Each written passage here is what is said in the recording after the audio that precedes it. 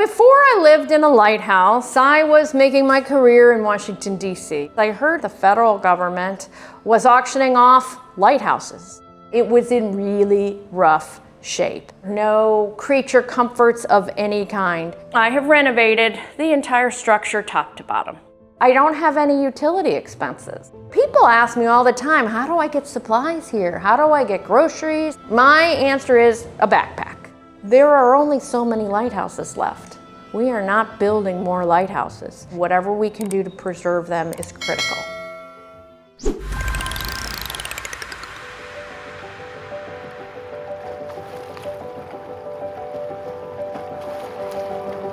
Hello, my name is Sheila. Welcome to my lighthouse.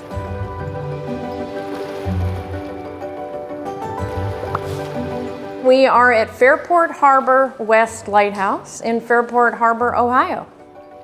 Before I lived in a lighthouse, I was making my career in Washington, D.C.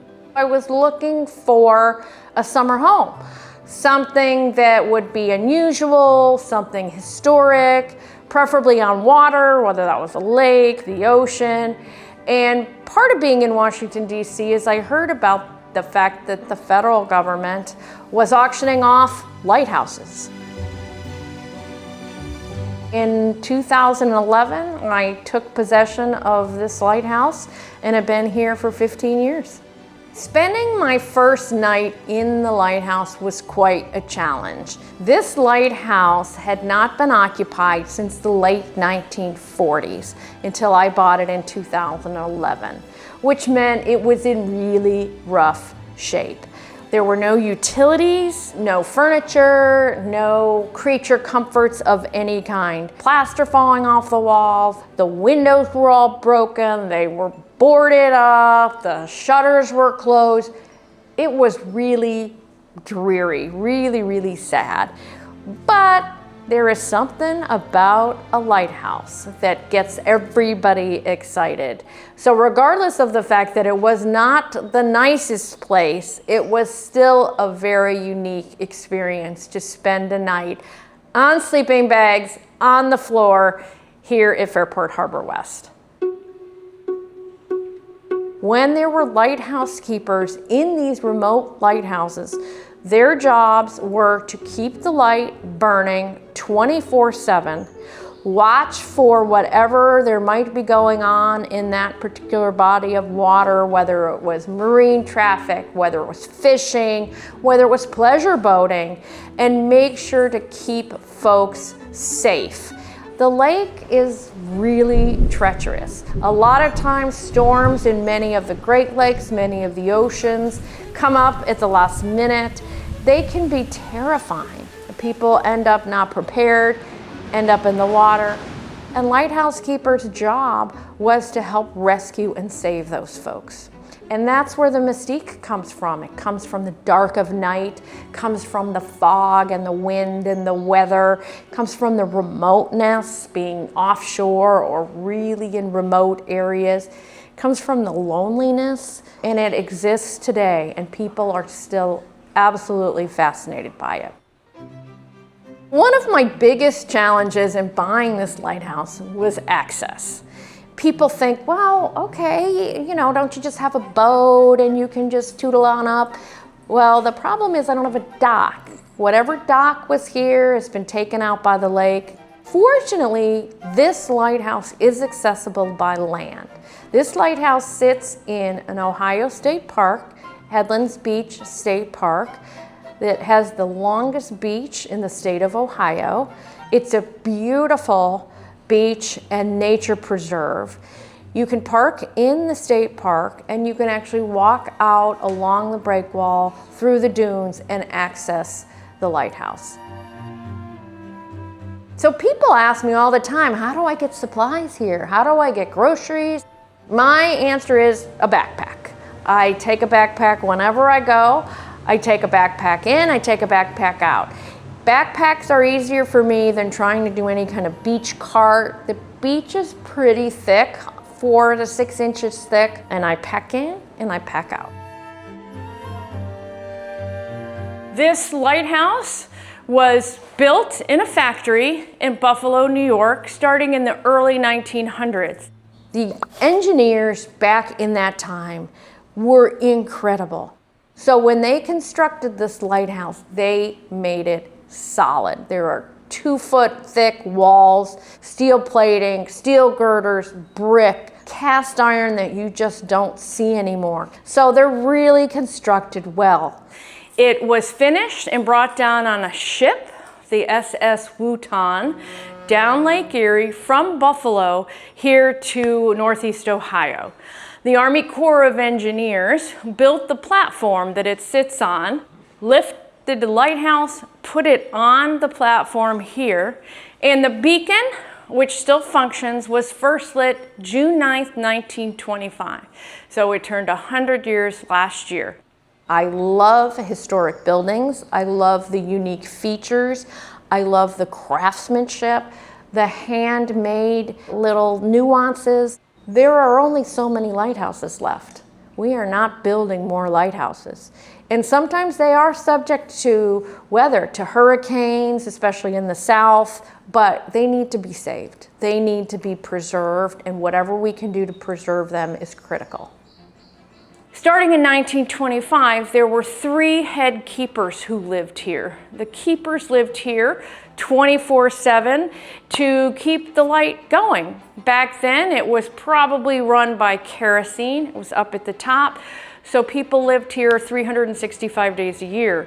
They kept the light going for about 20 plus years before it was electrified.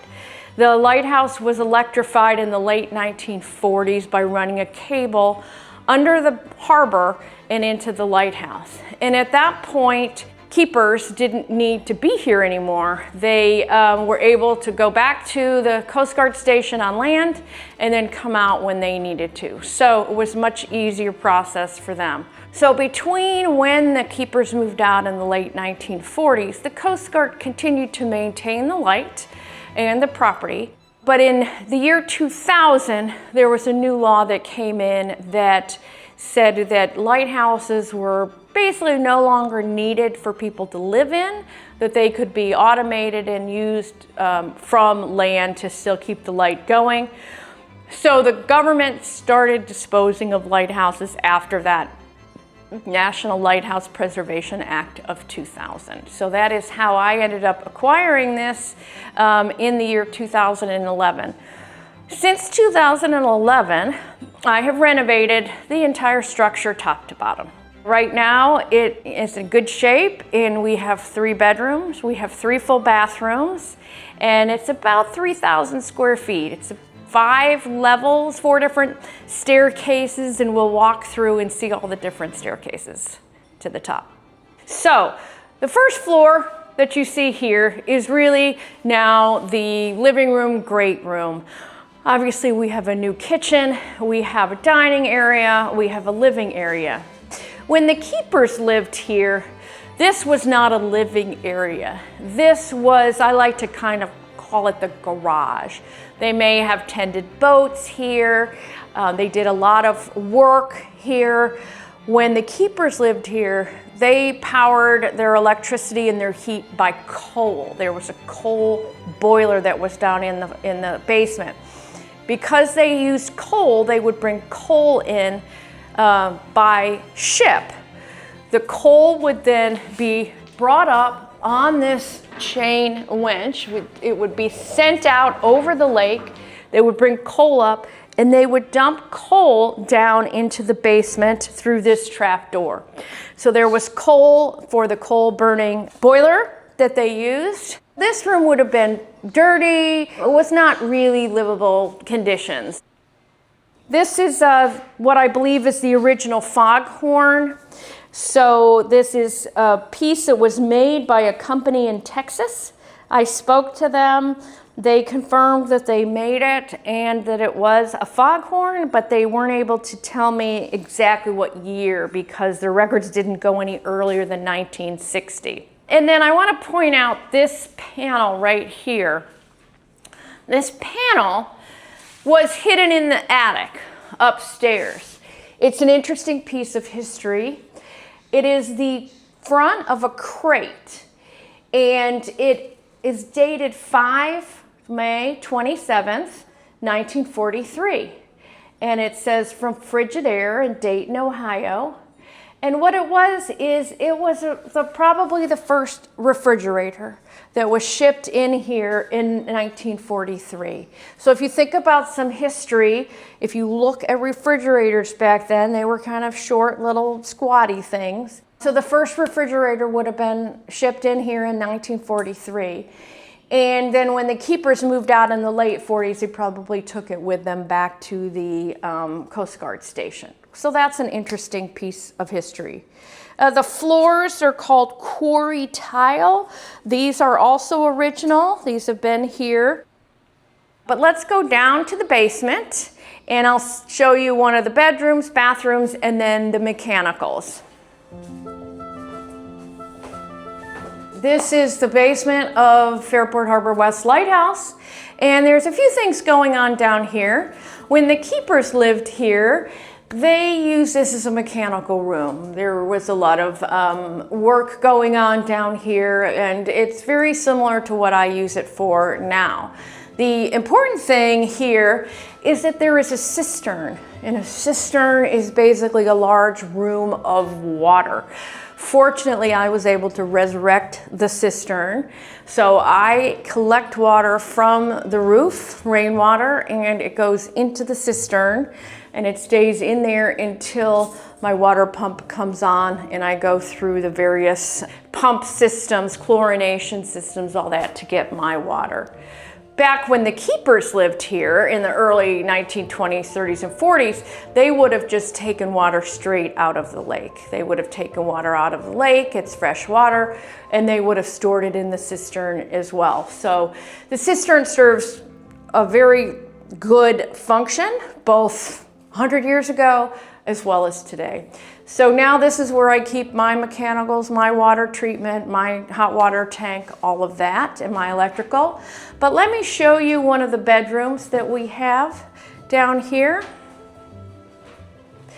This is one of the 3 bedrooms that we have. This is called the bunk room for obvious reasons. Again, the keepers, when they lived here in the 1920s and 30s, they didn't have any housing downstairs here. It would have been a dirty working kind of room. But we have a nice bunk room. Kids love it down here. And then we also converted an area where they would have likely had the coal boiler into a full bathroom. So part of living off the grid is that we also collect our rainwater and use that for showers, cooking, whatever. But we have composting toilets. So we have composting toilets here. They're functioning well. We have 3 full bathrooms, and this is one of the ones that we converted. So come on upstairs. So a lot of people want to know how much I've invested in this lighthouse. My original price was $71,010. That's what I paid originally. It has been an investment. I've had to fix things and change things. But now, because it is off the grid and a sustainable property, I don't have any utility expenses. The only thing I use is some gasoline for my generator when I need to turn that on, and I pay property taxes. But otherwise, the monthly maintenance is very low. I only live here about 4.5 months because it's not heated or air conditioned. So I open the lighthouse Memorial Day weekend and I generally close it Columbus Day weekend. Once October, November comes on, it gets cold and windy and pretty dangerous and icy and snowy, and you don't want to be here. So I close it up, I close it tight. There are exterior cast iron shutters that we close. There are actually something called interior storm windows that we found in the attic. Those are put into the windows as well. And we tie it up tight, hope for the best, and after 101 years, we open it the next year. One of the real interesting features of the lighthouse, of course, is this circular cast iron stairs. We have 2 floors of circular stairs. So we're now on the 2nd floor of the lighthouse, 3rd if you count the basement. This is basically where the bedrooms are.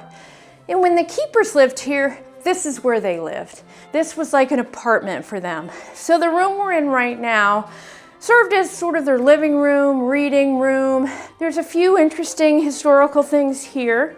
One is the original floors. These dark brown floors are original. I was able to save them, redo them, and they're beautiful hardwood floors. The compass rose, which is actually the centerpiece now, is not original. I put that in as a focal point, but it does show the directions here. You'll see a lot of the exposed brick here on this floor in a few of the rooms. Mainly that's because when the lighthouse was closed, there was a lot of moisture that came in, and the plaster would just fall off the walls and off the brick. So we left it the way that we found it, sealed the brick, and it's a nice little feature now. So this is kind of a guest area. This room here is the original bathroom. Believe it or not, they did have an original bathroom with these original hex tiles. So these white tiles are original. They were cleaned up. Everything that you see was brought out since I've done the renovations, including the doors, the tile, the sinks, all the features, everything. This little ladder is kind of an interesting historic piece. When we went to clean the cistern to use it to capture water, we pulled this ladder out here. And if you look very carefully underneath here, upside down, there are letters that say USLHS. And that stands for U.S. Lighthouse Service. The Lighthouse Service was the government agency of lighthouse keepers. U.S. Lighthouse Service merged into the Coast Guard in 1939. So if you think about it, because this ladder is marked USLHS, it predates 1939. Because after 1939, it would have been marked with the U.S. Coast Guard. So this is a pretty old ladder, and we use it here for decorations, and it's quite special to the lighthouse. So if you follow me from the living room and the bathroom into this room, which is now a lovely bedroom, master bedroom, most people's favorite room because it's got lots of windows and lots of breeze. This was the original kitchen. And the reason I know this was the original kitchen for a couple of reasons. One is there's a chimney in that corner. So if there was some sort of stove or cooking stove, it would have vented out the chimney. And then behind this armoire here is an outline of a cast iron sink. So they would have had a big cast iron kitchen sink here. So this was probably an eat-in kitchen. So they would have had a little table, cooking stove, sink. And then this room, which is now a bathroom, was the original pantry. And the reason I know it was the original pantry is because you can see lines, horizontal lines for shelves. So if you think about now the 1920s and 30s, especially winter in Northeast Ohio, they would have had to pack a lot of food out here. They couldn't have run to 7-Eleven. They couldn't have run to the grocery store. They would have had to pack a lot of canned food to come out here. So they would have used this as a pantry, kitchen, eat-in kitchen, and cooked all of their food. Now this is one of our 3 bathrooms and in the master bedroom. So follow me to the guest room. This is our 3rd bedroom. This is now our guest room, but it was the original bedroom. Usually there were only 1 or 2 people here at a time. They switched off a lot, went back to shore. Their families did not live here with them. They just worked their shifts and went back. Their families lived in the town of Fairport Harbor. So this is our guest room, and we'll keep going upstairs. There's still more to see.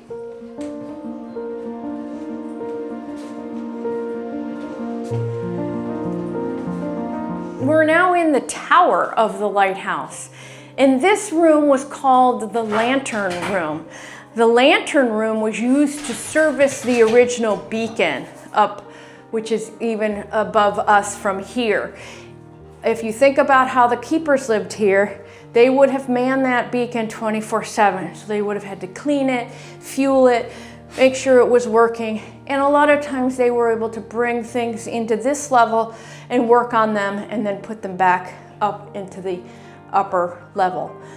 A couple interesting features here. One is this big iron area. Looks like it opens this way. It was probably the way that they brought in the original Fresnel lens, the big glass prism lenses of the day. They would have hoisted it outside, brought it in this way, and then taken it upstairs. There's also a small little doorway that accesses underneath the eaves. So it's a great attic. We store a lot of construction materials in there, but I did find some real interesting artifacts that the Coast Guard had thrown in there. The crate for the refrigerator, I found a couple of spools that are now tables, and a variety of just leftover things that they didn't want to take back. The rest of what's up here are the mechanical. So the Coast Guard still does maintain the beacon. It's an active aid to navigation. Comes on every night at dusk, goes off at dawn, and has a set pattern. The pattern is 2 seconds on, 3 seconds off. It's now run by solar. The solar generates power into the Coast Guard batteries here, and then it goes on every night. There's also, if you look here, a National Weather Service weather station, and it is FAI-01, Fairport 01 is the name of the weather station. Tracks weather on top of the roof, and it will show you real-time temperature, wind speed, wind direction, a lot of different facts and information about weather here. So this is the lantern room, and we have one final floor to get up to the beacon. We're gonna go up these tiny little stairs, past the beacon, and then we're gonna go outside and see the view. You've made it all the way up. We are now at the Widow's Walk, where you can walk all the way around 360 degrees and see a good view of Northeast Ohio. One of the things I have is solar power. I have some solar power that generates electricity. I've been working on wind power. You could imagine sitting in the middle of Lake Erie, you get a lot of wind. So we're trying to capture wind power, but we are working on the right equipment that is strong enough to handle the wind here in the middle of Lake Erie, yet it will be flexible enough to generate wind power for us. The beacon, which still functions, is an LED modern light. It comes on every night at dusk and goes off at dawn, so it is still an active aid to navigation. The Coast Guard comes about once a year just to look at the equipment, make sure everything is fine, unless the beacon goes out. The beacon has gone out twice since I've owned the lighthouse, usually in the dead of winter, about January. Fortunately, because the village of Fairport Harbor can see this lighthouse, they know when the light goes out, and they will send me a note, or they will send their local Coast Guard folks a note and say, the light's not working, the light's not working. The Eastern Great Lakes Coast Guard station in Buffalo will get a notice pretty quickly, and they'll come and fix the light. It's been a number of years, and it's been work, work, work, work, work. But now the future is really calm and serene, and I can just really enjoy and appreciate the lighthouse. There are two things I love most about this house. One is the actual structure. I love living in that history. And the second thing really is opening it to the community. In the town of Fairport Harbor and some of the surrounding areas, people have looked at this lighthouse for years, for decades. So the fact that I was able to purchase it, renovate it, and now have people come in both as an annual open house and for private tours and see their faces and really appreciate how much they appreciate the opportunity to see it and to know that it's being taken care of, it's being renovated, and it will live on after me. I'm just a steward of Fairport Harbor West. I hope it will be here another 100 years. If you like this week's episode, please make sure to like, share, and subscribe, and check back soon because we have new unique home tours publishing all the time. And if you'd like to join our team and get access to members-only content and unique perks, make sure you click on the join button below.